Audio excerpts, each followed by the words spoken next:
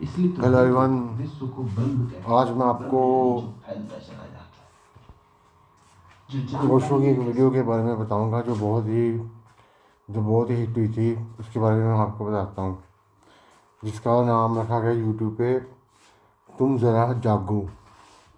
तो हम इसका विश्लेषण करते हैं। जो फैलता ही चला जाता है, अनंत जिसका विस्तार है, जिसके फैलाव की कोई सीमा नहीं।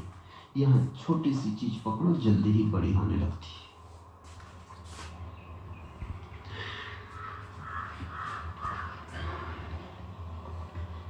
इन छोटी छोटी बातों के कारण तुम भटकते चले जाते हो। ओशो जहाँ कह रहा है कि आप छोटी छोटी चीज़ों को लेकर उनके पीछे भागते चले जाते हो, और जो मेन चीज़ है जिसलिए आपका इस धरती पे पैदा हुए हो, जो आपका एम होना चाहिए, ये सब डॉक्टर बन के, ये बन गया, ये वो बन गया, इंजीनियर बन गया, 10 लाख कमा रहा है, ये कुछ नहीं काम आना। हाँ, तो कमाई ज़रूरी है, दुनिया में पैसे से बहुत कुछ आता है, लेकिन सब कुछ नहीं आता। कभी कभी तुम्हें ख्याल भी नहीं होता तुम जरूरी काम से जा रहे थे। माँ बीमार पड़ी थी और ओशो ओशो एक एग्जांपल दे रहे हैं कि जैसे वो कहते हैं कि अगर तुम बाज़ार में जा रहे हो, तो असल में तुम अगर माँ की दवाई लेने जा रहे हो बाज़ार में, तो बाज़ार में किसी के साथ झगड़ा हो जाता है, तो आप अपनी माँ की दवाई भूल ही जाते हो, बस झगड़े की तरफ क्रोध आ जाता है आप में इतना ज़्यादा। बल्कि जो ज़रूरी चीज़ है, माँ की दवाई लेनी जानी है, उस उधर नहीं आपका ध्यान जाता, आपका पास फिर क्रोध आ जाता है फिर आपको। 1 मिनट। दवा लेने जा रहे थे और किसी आदमी ने रास्ते में गाली दे दी। दवा भूल गए, इलाज चिकित्सा, उससे झगड़ने खड़े होकर पहले इससे निपटारा कर लेना, चाहे इसमें मां मर जाए। लौट के घर आओ और पाओ कि मां जा चुकी, तो फिर चाहे इनको पछताओ। इतने इम्पोर्टेंट काम के लिए जा रहे हो, माँ की दवाई लेने जा रहे हो, माँ इतनी बीमार है, तो उसके लिए दवाई लेने जा रहे हो, और झगड़ा हो गया तो वो भूल ही गए, अपनी माँ को भूल गए, अपनी माँ को। और जब और ऐसा हो गया, आप घर जाओ और आपको माँ अपनी मिले ही ना, तो फिर इसलिए क्रोध किसी हद तक ठीक नहीं है। लेकिन क्षुद्र भी, अति क्षुद्र भी, अति व्यर्थ भी जब आता है तुम्हारी आंखों में, तो तुम्हें परिपूर्ण घेर लेता है। इसी तरह तो मंजिल खोती चली गई है। तुम बिल्कुल हवा की वन तरह सेकेंड, हो, 1 second, what are you are भटकते स्पीकिंग, आई लकड़ी के टुकड़े डोंट गेट हो। You know. जहां हवा आ जाती है, जहां पानी की तरंग ले जाती, इसी तरह तो मंजिल खोती चली भी, 1 मिनट, 1 अति मिनट। क्षुद्र भी, अति व्यर्थ भी ओके। जब आता है तुम्हारी आंखों में, तो तुम्हें परिपूर्ण घेर लेता है। इसी तरह तो मंजिल खोती चली गई है। तुम बिल्कुल हवा की तरंगों में भटकते लकड़ी के टुकड़े हो। जहां हवा आ जाती, जहां पानी की तरंग ले जाती, वहीं चल पड़ते हो। तुम संयोगित हो गए हो, एक्सीडेंटल। ओशो यहाँ कह रहे हैं कि तुम एक्सीडेंटल हो गए हो, मतलब कि जहाँ मन के गुलाम हो गए हो, मतलब कि मेरे कहने का मतलब कि मन के गुलाम हो गए हो, जहाँ तुम्हारा मन तुमको ले जाता है तुम वही जा रहे हो। बल्कि मन तो हमारा सर्वेंट होता है, लेकिन हमने उसको अपना मास्टर बना लिया है।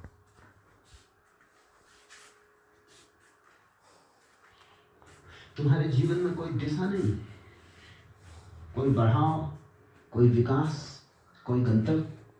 तुम्हारी सोच में कोई विजन नहीं है, कोई दिशा नहीं है, किधर जाना है, क्या करना है, आज से 10 साल बाद मैं क्या अपने आप को कहाँ देखना चाहता हूँ। आज कुछ भी ना, आप कुछ भी नहीं करते, आप ऐसे ही हो। कोई मंजिल, कहाँ तुम जा रहे हो, क्यों तुम जा रहे हो, कुछ भी नहीं। आकस्मिक घटनाएं, दुर्घटनाएं तुम्हारे जीवन की निर्णायक हो गई। कुछ भी उठाता है जिससे तुम्हारी कोई संगति नहीं, तुम वो करने में लग जाते। मैं विश्वविद्यालय में भर्ती होने गया। पैसे की बारे में बात कर रहे हैं कि तुमको अभी तक पता ही नहीं है कि पैसा एक कागज़ की महल होता है। जब तक ये नहीं पता चलेगा तो धर्म की तरफ तुम्हारा पहला कदम भी नहीं पड़ेगा।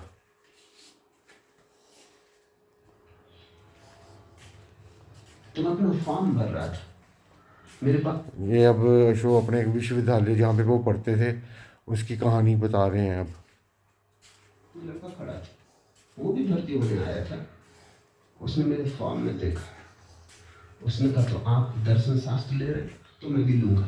मैंने कहा तू रुक, तुझे से क्या प्रयोजन? ये बिल्कुल संयोगिक है कि मैं यहाँ खड़ा अपनी दरखास्त भर रहा हूँ, तू भी भर रहा है। मेरी दरखास्त को एक तो देखने की कोई जरूरत नहीं, देख भी ली तो तुझे कोई विषय इसलिए लेने की जरूरत नहीं, ना तू मुझे जानता है।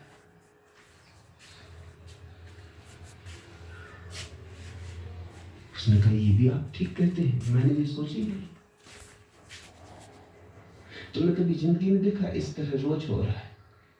दुकान पे तुम गए थे, कुछ खरीदने गए थे, कुछ खरीद लाए, क्योंकि दुकानदार बड़ा कुशल था, उसने बेच दिया कुछ। अब अशोक बता रहे हैं कि कभी कभी क्या होता है, तुम दुकान पे जाते हो और लेने कुछ गए होते हो, लिए कुछ आते हो। ये किस वजह से होता है कि आप बेहोश हो, आपका दिमाग कहीं और चल रहा है। आप दुकान पे सब्ज़ी लेने गए हो और आपका दिमाग अपने स्कूल में चल रहा है, स्कूल में बैठे हो तो आपका दिमाग मंदिर में लगा हुआ है। तो ऐसा नहीं, ऐसे तो नहीं होता है। We have to focus on the present, only present, not even the present, the present moment.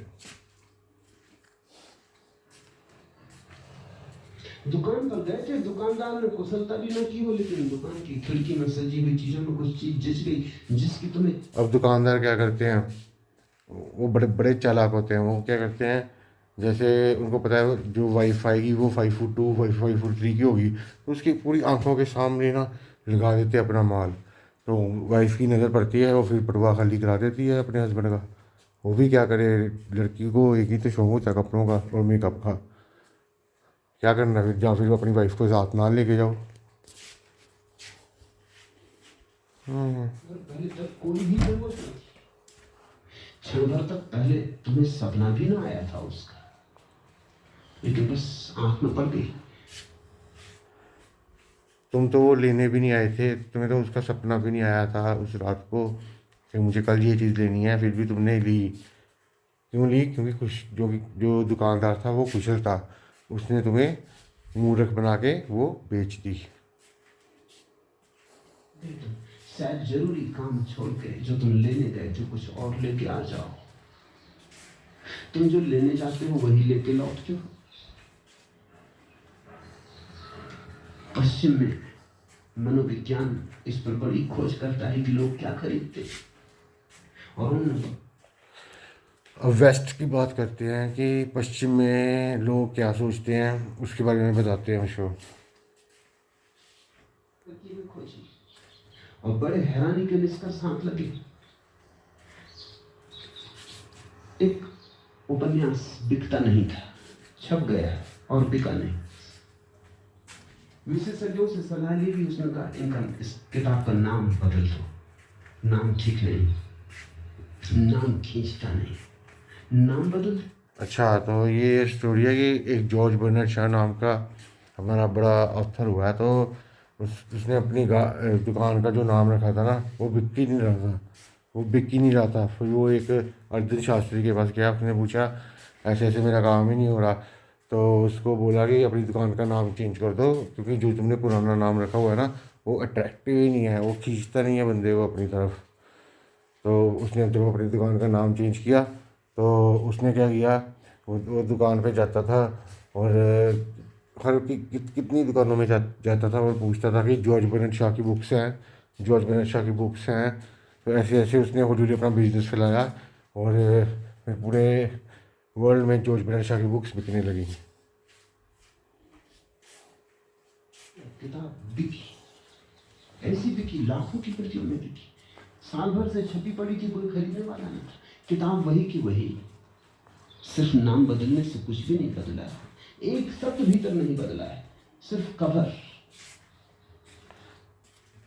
कुछ नहीं, ओशो कह रहे हैं कि कुछ नहीं बदला था उस ना इंडेक्स बदला था, ना पेजेस बदले थे उस किताब में, सिर्फ और सिर्फ कवर बदला था। और कवर बदलने से ही उसकी कितनी तरक्की होगी। खोल बदल गई और किताब बिकने लगी। मनोवैज्ञानिकों ने हिसाब लगाया है कि चीजें बेचते तो डब्बे का रंग क्या होना चाहिए, क्योंकि उन्होंने सब रंगों के डब्बे रख के देखे। स्त्रियां खरीदने आती हैं तो वो हिसाब लगाते हैं कि कौन से अब दुकानदार बड़े चालाक हो गए हैं, वो देखते हैं हमारा जो ग्राहक है वो स्त्री है या पुरुष है, ज़्यादा कौन सा हमारा ग्राहक है, तो वो उसी हिसाब से डिब्बे का रंग रखते हैं। लड़कियों को जैसे पिंक कलर पसंद आता है वो पिंक कलर के रखेंगे, बॉयज़ को कोई भी कलर पसंद आ जाता है तो वो बॉयज़ के लिए अलग लाइन रखेंगे। ऐसे ऐसे वो बड़े कुशल होते गए। ज्यादा आकर्षित होती। कुछ रंग हैं जिनकी तरफ कोई ध्यान ही नहीं देता। अगर उस रंग का डब्बा तुमने अपनी चीज को बेचने के लिए बना लिया तो तुम्हारा दिवाला निकलेगा। अब रंग से भीतर की चीज का कोई भी संबंध नहीं, लेकिन लोग संयोगिक हैं, लोग एक्सीडेंटल हैं, रंग उन्हें पहले खींचता है।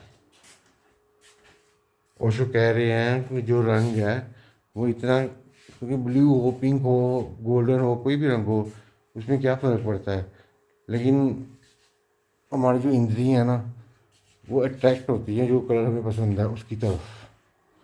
Okay, good night, catch you later, bye.